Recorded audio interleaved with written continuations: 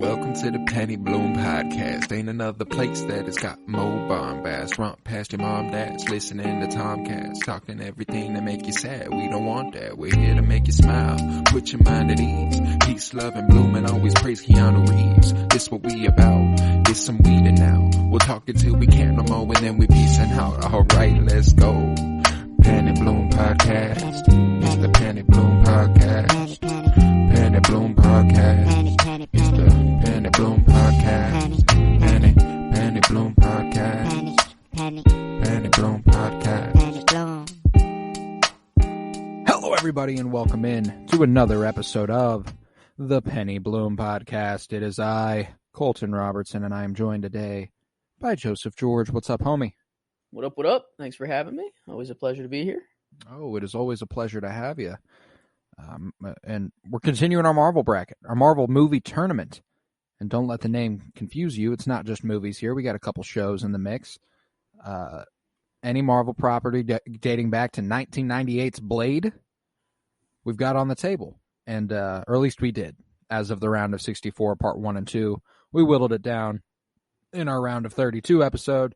And now we are here at the Sweet 16. It's been a good one so far. Mm-hmm. One of the, we've done a couple brackets now. We did a Marvel character bracket, and we did a Star Wars character bracket. This is our first one involving something outside of characters, and frankly, it's been a joy. The movie thing is so much more fun to discuss than the individual characters, for my money. This has just been real fun. Mm-hmm. Yeah, it breeds a lot of cool conversation that you didn't ever think you'd have, comparing two movies and stuff like that. And I mean, the matchups are only going to get harder and harder. This is where and they start to where get it really difficult. starts. We've had a couple rounds so far where it's like, this one was easy. This is easily better than this one. And I don't think we have a single one in these next few matches that is by any means easily beating anyone.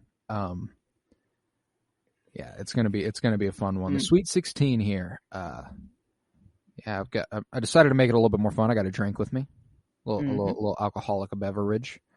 Got myself a White Russian, a Natasha Romanoff, a Yelena Belova, however you want to spin it.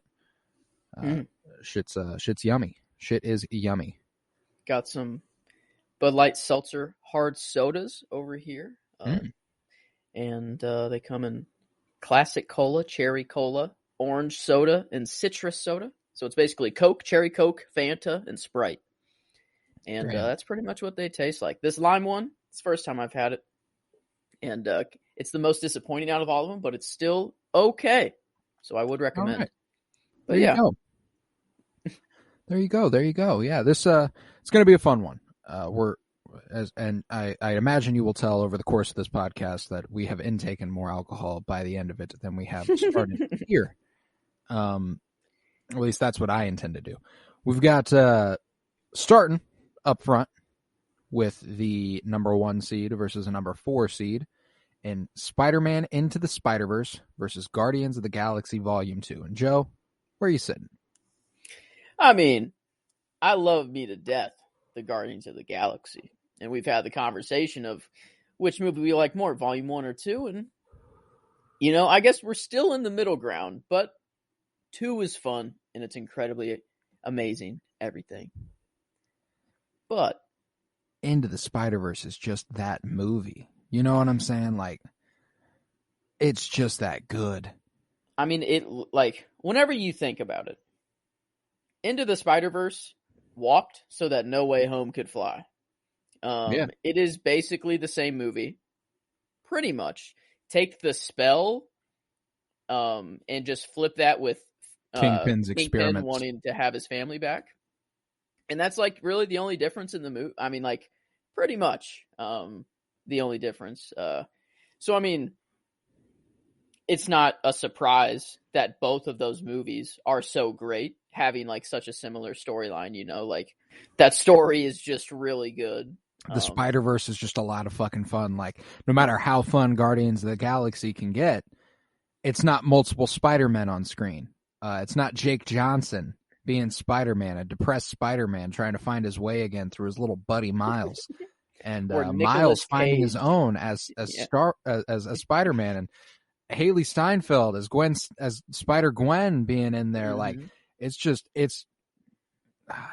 fantastic. The Prowler and Kingpin and Tombstone and Scorpion and like all Doc Ock, but it's not Doc Ock that you know. It's Olivia Octavius, and it's a lot more fun. Like, it's like, oh Yeah, damn. it is just a fun movie.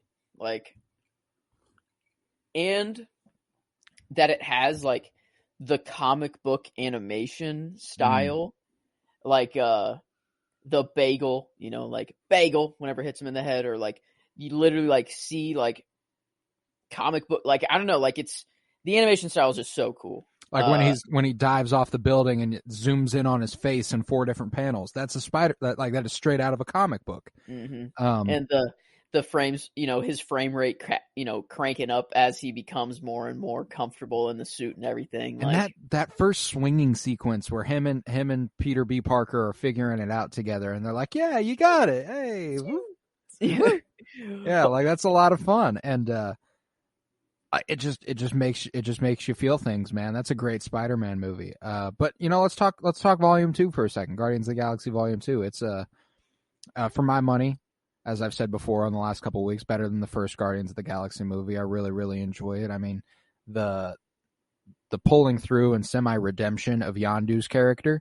I know we didn't get to know him all that well in the first movie, but you knew him as an asshole in the first movie.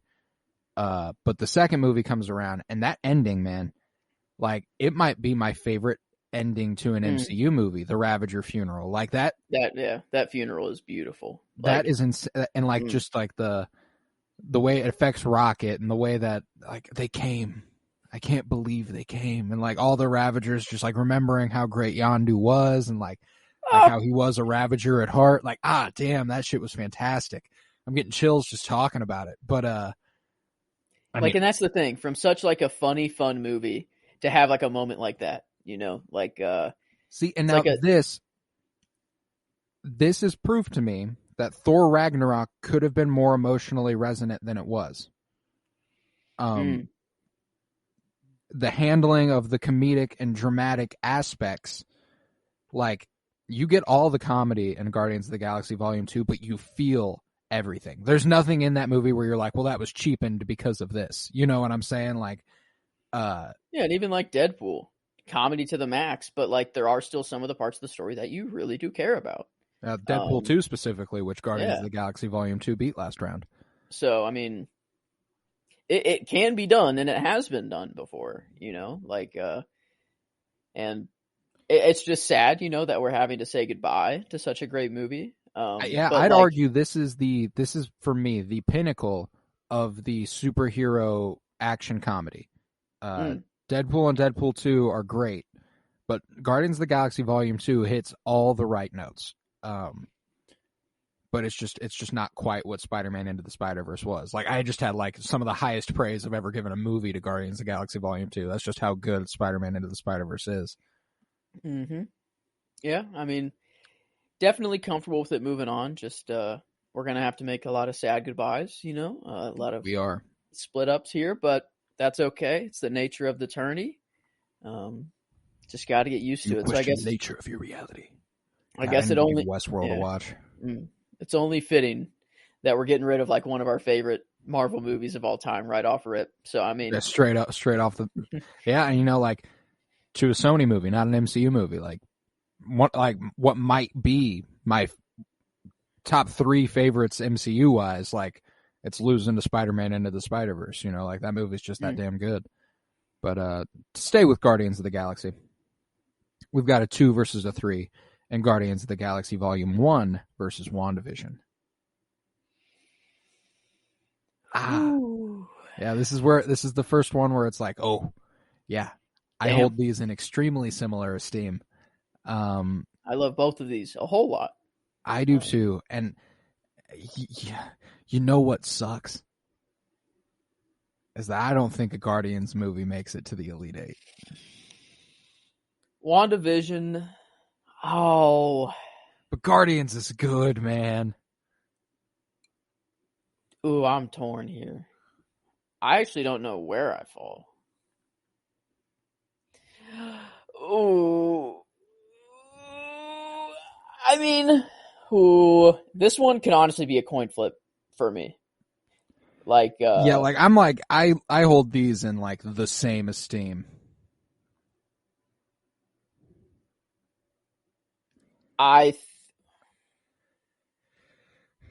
It's tough. Like I'm having trouble finding like a reason that one would outweigh the other, and like like or any edge that one has over the other, and like it's like I was like, WandaVision, the first like MCU for sure canonized show. It starts with that crazy like sitcom style where you're like, what the fuck is going on? And the week to week experience was fucking fantastic, where we're just like in this whole new world of Marvel.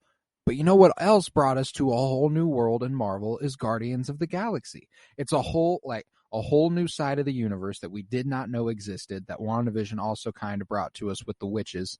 And I mean, the Guardians of the frickin' Galaxy. the dance battle to save the universe, dude. It's strong. The team up moment, they're all holding hands, they're all holding that stone together. That's good. He's reaching out to his mom. What he sees as his mom taking her hand, redeeming himself in that moment. Strong. Exactly like Footloose. Ooh. Okay. Wanda saying goodbye to Billy and Tommy. The ship of Theseus. Agatha all along. Ralph Boner. Mephisto? Question mark? You know what?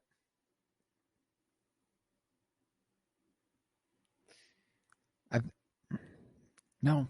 I was going to say I think it's Guardians, but WandaVision is fucking good. Like, WandaVision is that good that it's like, I don't know, maybe. Can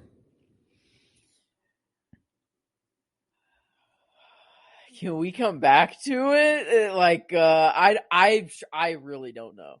Like, okay, we'll think on it some more. Maybe we'll keep the conversation going elsewhere, and we'll come back to it and be like, okay, now I can firmly say, I want this over this. If you were to just like, I'm gonna say 3, 2, 1, choose one. If you had one, just go 3, 2, 1. Guardians. Okay. If I had to. Okay. If I had to only watch one of these. If I could only watch one of these and not the other ever again, which is hard, I think I would stick with Guardians. It's more complete. No. Oh my God. I literally, every time I try to think that one is outweighing the other, I remember how great the other one is. And then I'm like, nah, like, this that's is not true. The hardest matchup we've ever had. We've never even contemplated skipping and coming back to a problem. I know. These are two things that are just so much fun and creative, and everything just works so well together in both of these. And like,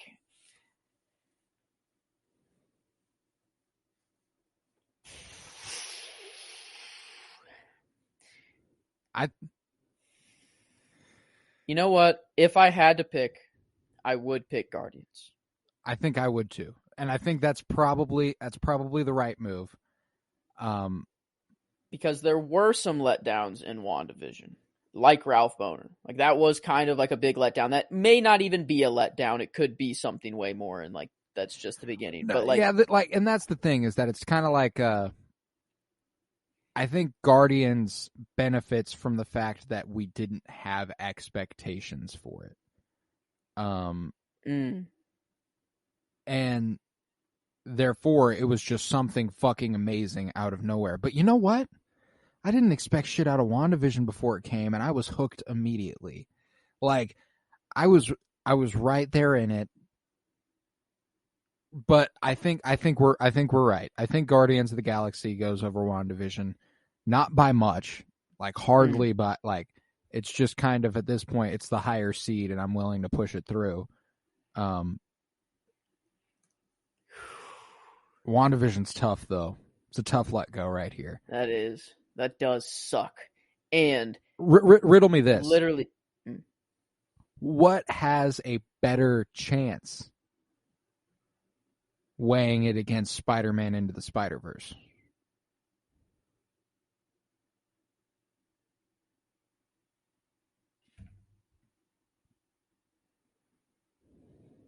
I think Guardians. Okay. I think so too. I think Guardians is the right move.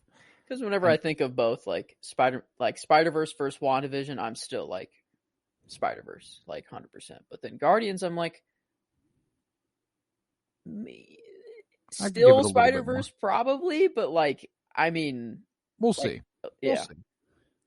We'll see. That's a tough one though. That is tough. But we'll get there in the Elite Eight. We'll cross that bridge when we must. But yeah, Guardians of the Galaxy takes it over WandaVision in an absolute fucking heartbreaker. Honestly, we could coin flip it. I am fully down just to legitimately flip a coin. Let's leave it up to the universe. All right, I'll flip my phone onto the this thing over here. Is Guardians of the Galaxy, and tails is WandaVision. All right, so I'm gonna go heads, tails. Okay, this is it.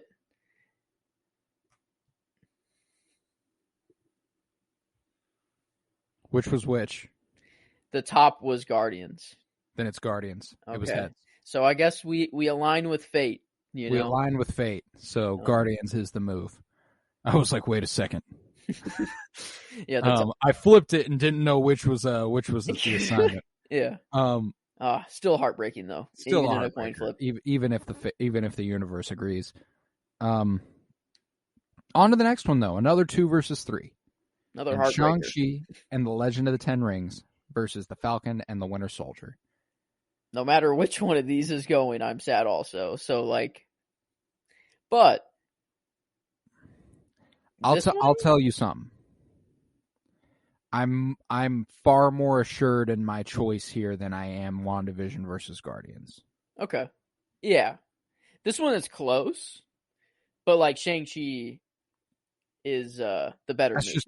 That's that it's fucking better film right there. Yeah, like, maybe if we're comparing like specifically just the last episode is all of the Falcon, if all of the Falcon and Winter Soldier was like that last episode the whole time, then like it would stand up to Shang-Chi, because that's what Shang-Chi kind of felt like. It was like just so, like, oh my god, this is just so cool, and like martial arts visuals are out of the story is crazy, like, oh my god, like everything that can be stimulated was being stimulated in Shang-Chi. Falcon and Winter Soldier, like the story is amazing. You're crying out of your ass, like, it's doing like what it's supposed to be doing, but like Shang-Chi's just like the whole package here. Like, it's like it's complete. Yeah, and I think about like maybe I come out of Falcon and the Winter Soldier loving Sam Wilson a little bit more than I'm loving Shang-Chi, which I think is definitely the case. True. But you think about the villain side with Wenwu, and you have this mix of the John Walker and Power Broker and the Flag Smashers, sort of all kind of amalgamation where it's like I don't even really know. The only person I'm really rooting against is John Walker. Whatever happens elsewhere is entirely up to the writers here, but Shang-Chi just had so much more of that archetypical, just like good versus evil. It was much. There's just something to it that was so enjoyable and so for everybody. And the Falcon and the Winter Soldier is too. It certainly is, but I think it's just Shang-Chi's a little bit more complete than the Falcon and the Winter Soldier is. Yeah, the martial arts that's in Shang-Chi is like, it's not just martial arts to be martial arts. There's like, that's where a lot of martial arts movie falls short, is they think, oh, if we just have really good fight choreography, then that's all that matters.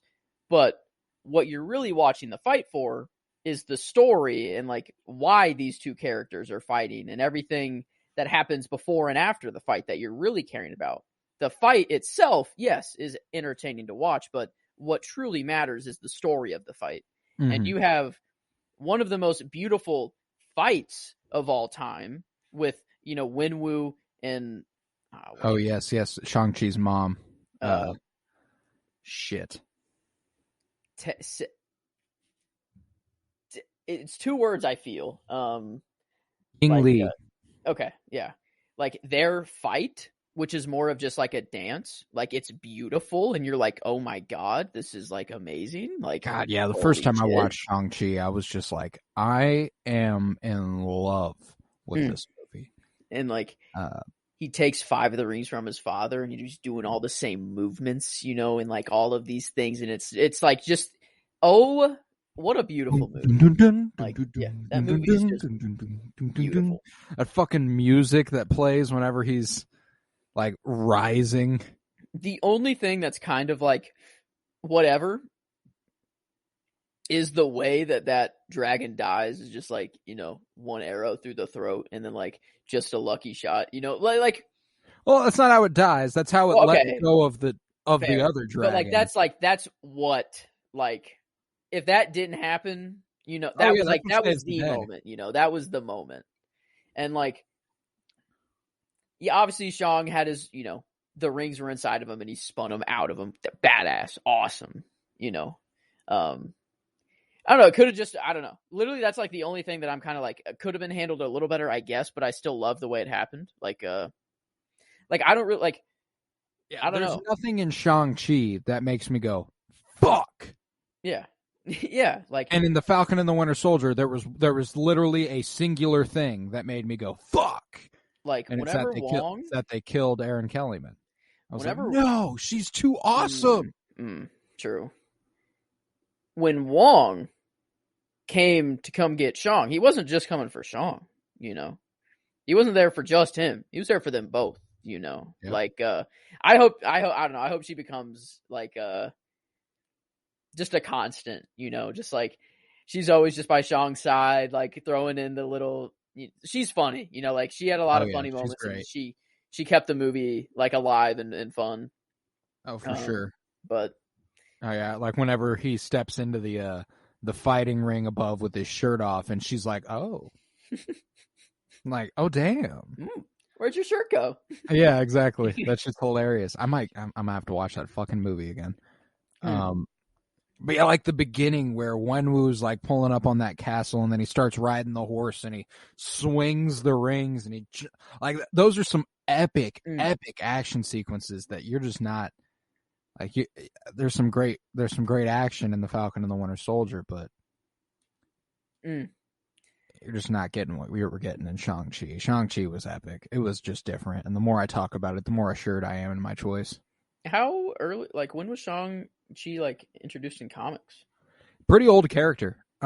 Shang-Chi's always been like the kung fu master of the Marvel universe, and so he's been around a while. Special Marvel edition number 15, December 1973. Damn. Okay. Yeah. He the hands of Shang-Chi, master of kung fu. Awesome. But yeah, like I guess Falcon and Winter Soldier, we're saying goodbye. You're not a bad show at all. You're actually, aside from the best MCU show today. You're my favorite. Yeah, you're my favorite one. But besides What If? So, my favorite was WandaVision. We just have everything going up against something else that's great. So it's just how it's going to work from here on out. It's always going to be something great that we're saying goodbye to, and The Falcon and the Winter Soldier is certainly up there. That last episode, like there hasn't been a finale of a Marvel show yet, for my money, that stood up to The Falcon and the Winter Soldier. Not the only one that even kind of comes close, I'd say, is Loki, but Still, I'd take the Falcon and the Winter Soldier's ending over Loki's. It's just too damn good. The last interactions with Isaiah Bradley, every interaction with Isaiah Bradley throughout that show, he was an anchor in that show. I can't believe he didn't get nominated for like best supporting actor in a series. That shit was fantastic. But no, yeah, I love that show. That last episode where they end up on the docks in New Orleans at the cookout, just kind of like they look out over the water and they're like, "Yeah, we got this shit." Like it's just like, yes, God, it's so good. And Bucky and Sam's sister, like that has to be a thing, you know, like right? They have like that's just so like Sam's never gonna hear the end of it, dude. Like if like they like start dating, you know, like that. Oh, that the interactions between them two are already like so awesome already. But like you add that little love triangle there, you know, like I don't know. But, no, yeah, it could ramp up the whole like, damn, bro, like shit. But yeah, that last episode, him flying through the window, you know, and then seeing him first time, like just like that finale was something else. Like, yeah, and it's just sad to see it go, but it feels right that Shang-Chi's the one doing it. Yeah, Shang-Chi's about as good as it gets for my money. Probably my favorite origin movie in the MCU. But with that, on to our last matchup on this side of the bracket. We've got 1 seed Logan versus 4 seed Spider-Man 2, starring Tobey Maguire. Damn, man, we love Spider-Man 2. We love Spider-Man 2, but you're not Logan. Yeah, like Spider-Man 2. It's our childhood. It's Alf, you know, we got Doc Ock in there. Spider-Man, the power of the sun in my hands. But like Logan is everything. Like it's just an insane movie. Like it's insane that movie exists. That there's a superhero movie that's that impactful and that emotional and freaking like I don't know, beautiful. The perfect send-off for an actor in that role, with Hugh Jackman as Logan, as the iconic portrayal he's given over the course of our entire lifetime. It couldn't have been better. It couldn't have been better. But yeah, Spider-Man 2, that's that shit. You know, we've talked about how it's up there. Like, it's one of my favorite Spider-Man movies, one of my favorite Marvel movies, period. But it's coming up against Logan. And Logan is too damn good for me to say, and like hardly any movie is better than it.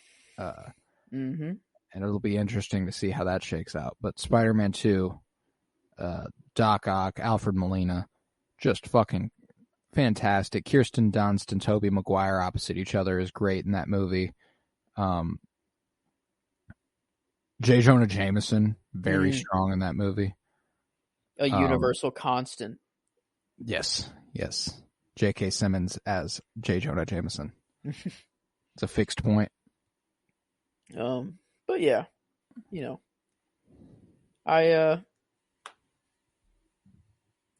thought I'd be a little bit more sad, you know, seeing like the Tobey movies go, but like it's going to Logan, so like I don't feel that bad like about it. You know? It's Logan, you know, like that movie's that good. God, and every time we hop on this bracket, I'm like, I gotta rewatch this. And right now I've been like Into the Spider-Verse, Shang-Chi, Logan. I'm gonna rewatch all those tonight. Like that's kind of where I'm at in my head. But yeah, I think Logan takes the cake there, and it'll be a fun Elite Eight on this side of the bracket for sure. We'll see how that shakes out. But on to the other side of the bracket. We got a 1 seed versus a 4 seed in Avengers Infinity War versus Spider-Man, starring Tobey Maguire. We saw them both get to the Sweet 16, but sadly that's as far as they'll be going, as Infinity War and Logan are 2 of the best comic book movies of all time. Yeah, I mean, we all know Infinity War. if you saw it in theaters, you understand. We all went through hell. We all went through hell. We had to wait for that next movie, and that time in between Infinity War and Endgame was just terrible. But it gave us one of our most unforgettable movie theater experiences of all time. Of our lifetime, for sure. As of right now, that's the one. Or two. There's two. But we will get there. But I mean, this one was the first, at least. And didn't seem like anything would ever come close to this again. We got lucky. Definitely lucky to be blessed by the Marvel gods of these just amazing movies and shows that we're getting. But yeah, really cool that all our one seeds are spanning. We got a 2017, 2018, 2019, and then 2020. Wait, do we have a 2019? Into the Spider-Verse is... No, Infinity War and Spider-Verse are 2018. Yeah. But yeah, 2017 and 18 were strong years for comic book movies. Logan was 17 and Infinity War and Spider-Verse were both 2018. That's crazy. But yeah, Spider-Man, even more so, arguably, our childhood. Oh yeah. Yeah, this movie has, I've seen Spider-Man more than Infinity War, that's for sure. To be certain. And, probably more of a rewatchable movie. Spider-Man is, just for the time's sake, it does take a good, time chunk to want to watch Infinity War, and you got to sit down for that. But for sure. But I mean, still, if you're choosing one, either Infinity War or Endgame, you have to watch Infinity War first, and it's just the better movie, and then it's just if you want to watch Endgame after you watch Infinity War that you. Oh yeah, absolutely. And most of the time, I don't. Yeah, just shown here, Avengers: Infinity War about to beat Spider-Man. Spider-Man having beaten Avengers: Endgame. That makes sense. Yeah, that makes sense, man. Yeah, I guess I was worried on who was gonna take out Toby, but two giants did it. So both ones. Yeah. And Natasha Romanoff took out Spider-Man 3, but yeah. All right, so I think that's pretty much enough said on Infinity War over Spider-Man there. Sad to see it go, but it's only right. We got a 2 versus a 3 in Black Panther versus Doctor Strange. Oof. Yeah, that's a tough one. 2 of my favorite solo movies that Marvel has right here. Yeah, I'd say my top 3 are these 2 and Shang-Chi. Yeah, so I mean, there is one movie that is stronger. To me, Black Panther is just the stronger movie. I think we're just now, I don't know, Doctor Strange is a beautiful movie though. Like, his whole storyline is beautiful, and the mystic arts, we're dealing with sorcerers and stuff, which, was out there. And it was a last resort for Steven, it's weird just calling him Steven, like his doctor self before I guess he was still Doctor Strange, but that his storyline is we're beautiful. going with our made up names. But Black Panther though,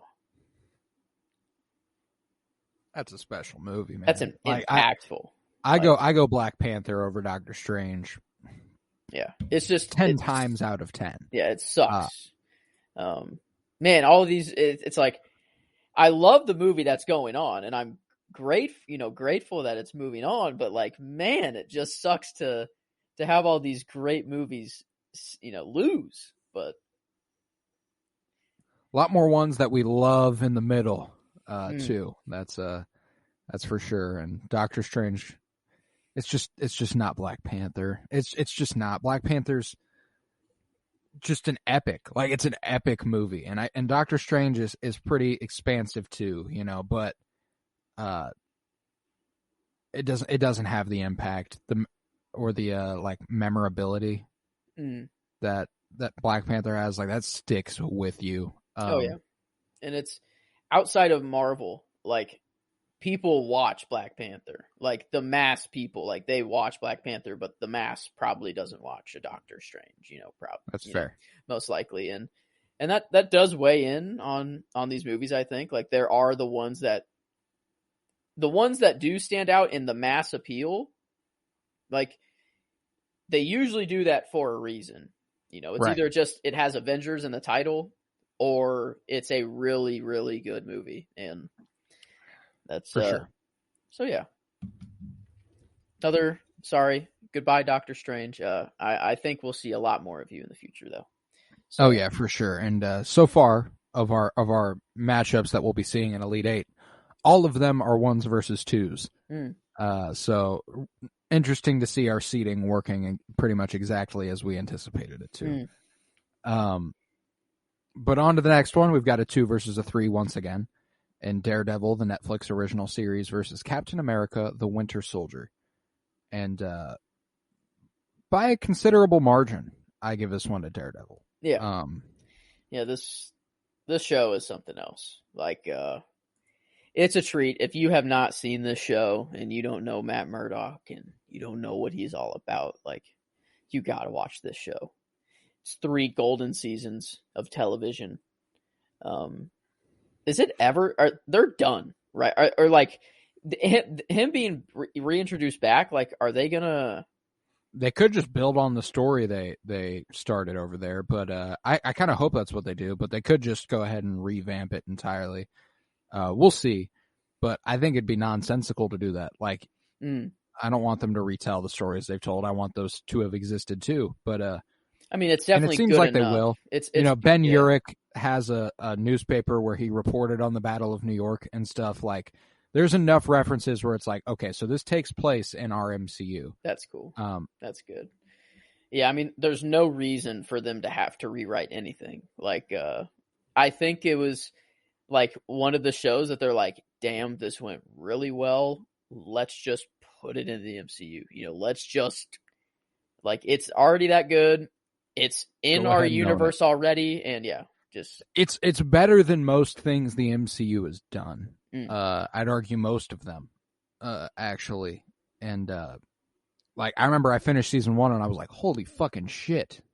And then I finished season 2 and I'm watching season 2. I'm actively watching season 2 and I'm like, no fucking way they just topped season 1. You know what I'm saying? Like, no fucking way this show got better. That's insane. And season 3, I don't think it quite stacks up, but it's still really fucking good. Like, it is still, regardless, a great cap on the story that was being told. It's just those first 2 seasons just elevate, and you're like, holy shit, this is fantastic. It's like a movie. It's like if a movie was just 20 hours long.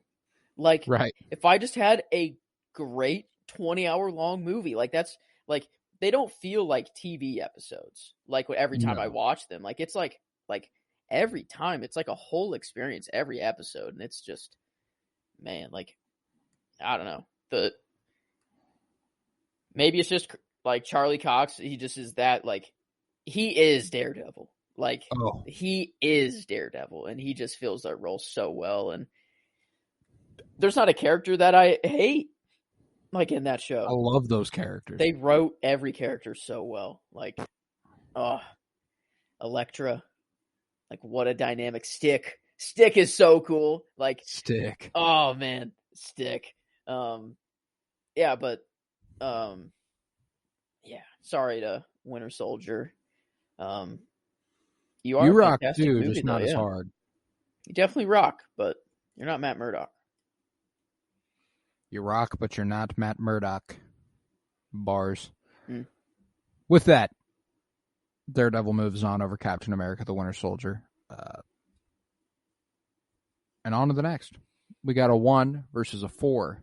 No! And your 2 favorite products from Marvel this year. No! Spider-Man No Way Home versus What If. You see, whenever What If had to lose, I was going to try to give it its last stand and defend the hell out of it. but how can I defend the hell out of it against Spider-Man No Way Home? Whenever I just simply know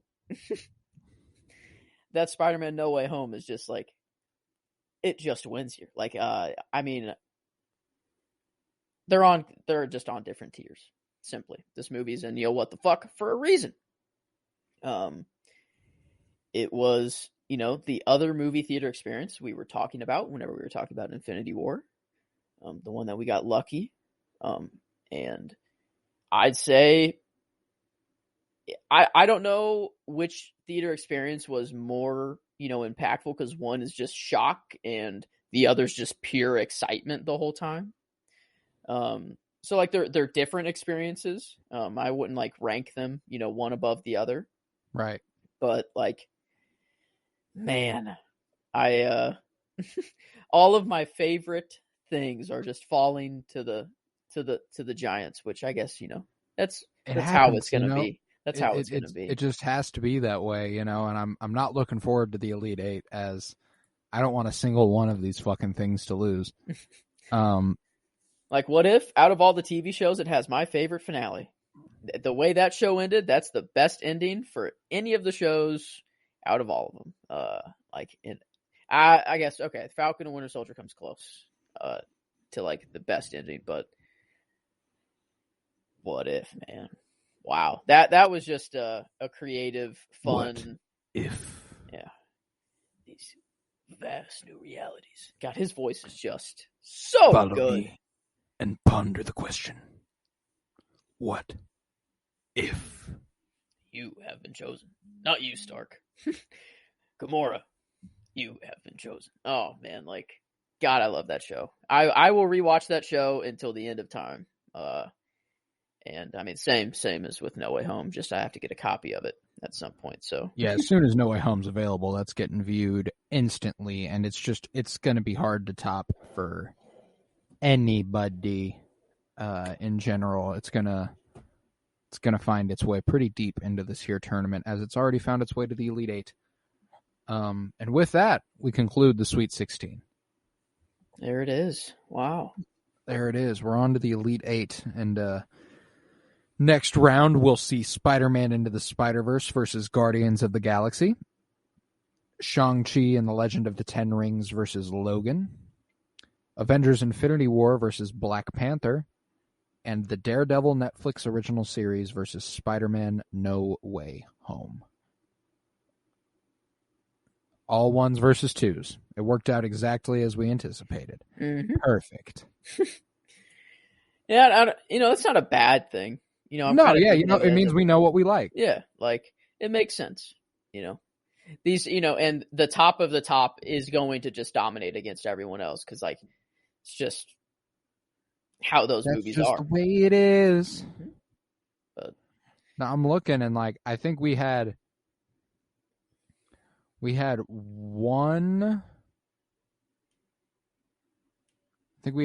total, two upsets, and they were both 9s over 8s. Damn. So already close.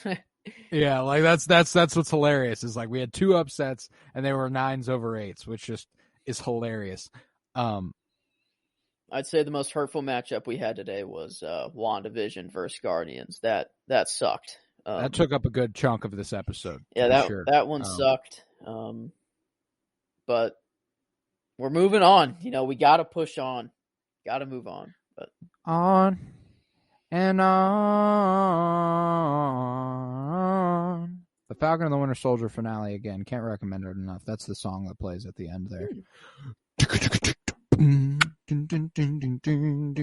That shit is fantastic. But yeah, shit, man.